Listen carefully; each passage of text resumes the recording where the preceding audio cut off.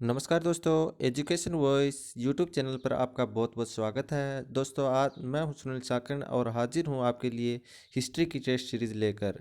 तो दोस्तों, शुरुआत करते हैं आज के पहले क्वेश्चन से। रामचरितमानस और रामायण एक प्रभावशाली रचना जो किन की है? तो दोस्तों, इसका राइट आंसर हो जाएगा तुलसीदास जी की। दोस्तों, तुलसीदास जी के बारे में बात करें तो इन्हें गोस्वामी रामबोला के नाम से भी जाना जाता है। और इनका जन्म जो है दोस्तों, वो सोरो गांव उत्तर प्रदेश के निकट गंगा नदी के तट पर हुआ था। और बात करें इनके द्वारा अन्य जो हनुमान चालीसा भी है दोस्तों, वो भी इनके द्वारा लिखी गई है। और इनकी कुछ अन्य रचनाओं के बारे में बात करें तो है दोहावली। दोहावली दोस्तों याद रखना, दोहावली, साहित्य रत्न, गीतावली, वैराग्य संदीपनी, जानकी मंगल, पार्वती मंगल आदि। दोस्तों, तुलसीदास जी जो हैं वो मुगल सम्राट अकबर के शासनकाल के दौरान थे, यानी उनके समकालीन थे। बढ़ते हैं नेक्स्ट क्वेश्चन की ओर। सिंधु घाटी सभ्यता की अत्यधिक उन्नत जल प्रबंधन प्रणाली के अवशेष कहाँ पाए गए हैं? दोस्तों, उन्नत जल प्रबंधन प्रणाली के अवशेष जो हैं वो धोलावीरा में पाए गए हैं। चलो दोस्तों, बात करते हैं धोलावीरा की। धोलावीरा जो है वो एक गुजरात का पुरातात्विक स्थल है। कहाँ का है दोस्तों? गुजरात का। और यह कर्क रेखा पर स्थित है। ये भी आपको याद रखना है कि कौन सा पुरातत्व स्थल कर्क रेखा पर है। तो धोलावीरा जो है वो कर्क रेखा पर है। और धोलावीरा के उत्खनन की बात करें तो दोस्तों, खोज की बात करें तो 1967-68 ईस्वी में किसने की थी? जेपी जोशी ने। और इनकी खुदाई जो है वो 1989 में शुरू की गई थी। दोस्तों, बढ़ते हैं नेक्स्ट क्वेश्चन की ओर। लोधी वंश ने किस वर्ष शासन किया? ऑप्शन आपके सामने है, इनमें बताना है कि लोधी वंश ने कब से लेकर कब तक शासन किया। तो दोस्तों, लोधी वंश ने जो है 1451 से लेकर 1526 ईस्वी तक शासन किया। अब बात करते हैं थोड़ी सी लोधी वंश की। लोधी वंश के संस्थापक की जो बात करें तो वो है बहलोल बहलोल लोधी। बहलोल लोधी। इनकी मृत्यु जो है दोस्तों वो 1489 में हो जाती है। और उसके बाद जो है उनका बेटा है जो सिकंदर लोधी जो है वह उनकी जगह गद्दी पर बैठते हैं। बढ़ते हैं नेक्स्ट क्वेश्चन की ओर। जिंदा पीर किसके द्वारा स्वयं शीर्षक है? यानी जिंदा पीर के नाम से किसे जाना जाता है या किसने स्वयं को जिंदा पीर कहा था? तो दोस्तों, इसका राइट आंसर हो जाएगा औरंगजेब। चलो दोस्तों, औरंगजेब के बारे में कुछ बात करते हैं। तो औरंगजेब जो है, जिन्हें मुहीउद्दीन मोहम्मद, जिसे आमतौर पर औरंगजेब के नाम से भी जाना जाता है, और इन्हें आलमगीर, दोस्तों याद रखना, आलमगीर के नाम से भी जाना जाता है। ये जो है वो छठे मुगल सम्राट थे जिन्होंने 49 वर्षों तक शासन किया था। बढ़ते हैं नेक्स्ट क्वेश्चन की ओर। मुगल दरबार के कौन से कालक्रम और दस्तावेज 16वीं शताब्दी में कृषि इतिहास के प्रमुख स्रोत हैं? तो दोस्तों, कृषि इतिहास के प्रमुख स्रोत जो है वो एन ए अकबरी। एन ए अकबरी के बारे में बात करें तो दोस्तों, यह जो है 16वीं शताब्दी की एक दस्तावेज है और मुगल सम्राट अकबर के शासन का है। बढ़ते हैं नेक्स्ट क्वेश्चन की ओर।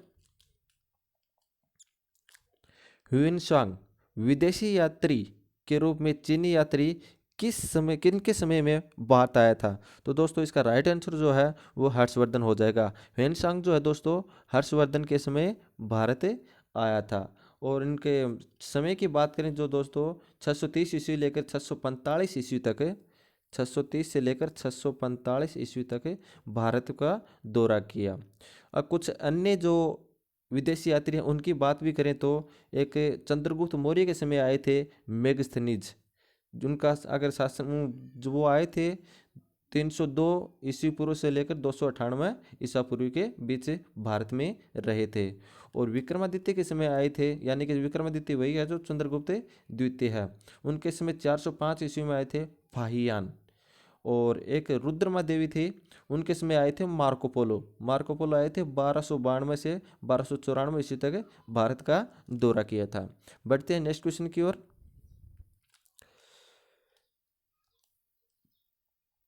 कुछ राजधानी है और कुछ महाजनपद है, इनको मिलाना है। तो दोस्तों मगध जो है, मगध की राजधानी कहाँ थी? राजगृह।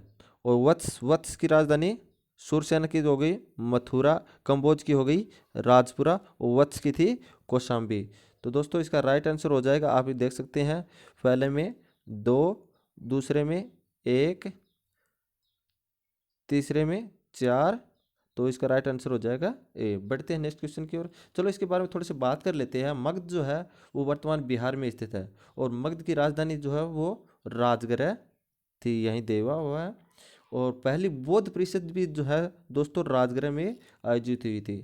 अब वत्स की बात करें, वत्स जो है कौशाम्बी की राजधानी है, और वत्स जो वर्तमान में कहाँ है? वत्स है इलाहाबाद में, यमुना नदी के तट पर। सूरसेन, सूरसेन जो है मथुरा की राजधानी है, जो वर्तमान में कहाँ है? सूरसेन उत्तर प्रदेश में। और कंबोज की बात करें तो कंबोज की राजधानी थी राजपुरा। ये कंबोज जो है, राजपुरा जो है ये कश्मीर के हिंदुकुश पहाड़ों के आसपास स्थित था। बढ़ते हैं नेक्स्ट क्वेश्चन की ओर।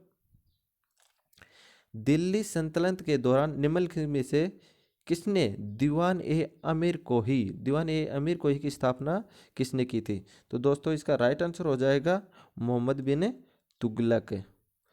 दोस्तों खेती में सुधार के लिए मोहम्मद बिन तुगलक ने एक कृषि विभाग स्थापित किया, जिसे दीवान ए अमीर कोही के नाम से जाना जाता है। बढ़ते हैं नेक्स्ट क्वेश्चन की ओर।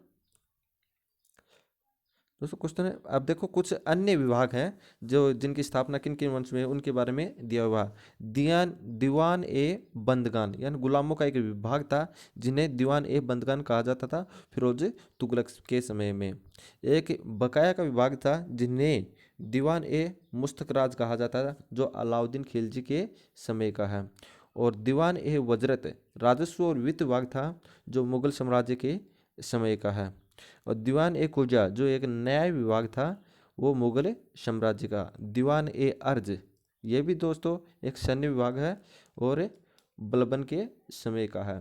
तो दोस्तों ये तो थे हमारी हिस्ट्री की टेस्ट सीरीज के महत्वपूर्ण क्वेश्चन और व्याख्यात्मक थे। सारे क्वेश्चनों की मैंने व्याख्या करने की कोशिश की है। हो सकता आपको पसंद आए होंगे, तो वीडियो को लाइक शेयर एंड सब्सक्राइब करना मत भूलिए। इसी तरह से मैं जल्द ही नेक्स्ट सीरीज लेकर आऊँगा। धन्यवाद। जय हिंद।